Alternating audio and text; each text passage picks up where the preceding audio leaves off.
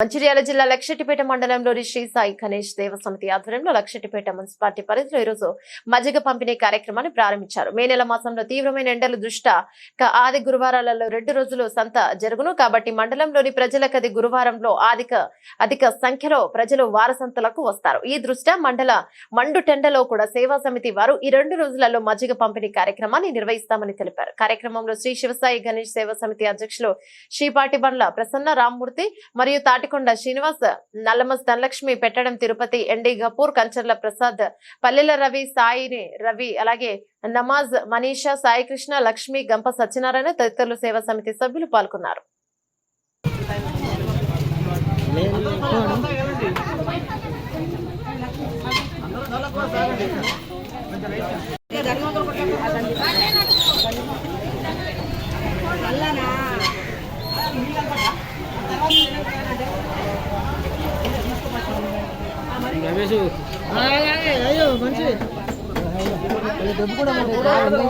సేవా సమితి నిరంతర సేవా కార్యక్రమంలో భాగంగా ఈరోజు మా సమితి అధ్యక్ష వారి ఆధ్వర్యంలో ఈరోజు మేము మజ్జిగ పంపిణీ ఏర్పాటు చేయడం జరిగింది.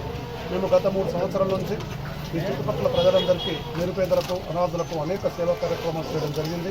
దాంట్లో దృష్టి పెట్టుకుని ఈరోజు కూడా మేము ఎవరైతే ఇది వారసంత జరుగుతుంది లక్షపేటలో, ఈ వారసంత ఉపయోగించుకొని ఇక్కడ ఆదివారం రోజు ఇక్కడ, అదేవిధంగా గురువారం రోజున కూడా ఉత్తూరు చౌరస్తాలో మజ్జిగ పంపిణీ చేయాలని మా కమిటీ నిర్మాణించడం జరిగింది. దాంట్లో భాగంగా మేము ఆ రోజు కూడా మేము ఈ మజ్జిగ పంపిణీ చేయడం జరుగుతుంది. ఈ మధ్యన మేము లక్షపేట కోర్టు పరిధిలో ఆర్ఓ వాటర్ ప్లాంట్ సిస్టమ్ను కూడా 30,000 నిల్వ చేసే ఆర్ఓ ప్లాంట్ కూడా మేము ఇవ్వడం జరిగింది. ఈ విధంగా మా అధ్యక్ష వారి ఆధ్వర్యంలో మేము అనేక సేవా కార్యక్రమాలు ఏర్పాటు చేసుకున్నందుకు మేము సంతోషిస్తూ దీన్ని అందరూ ఉపయోగించుకోవాలని కోరుతున్నాం. Thank you.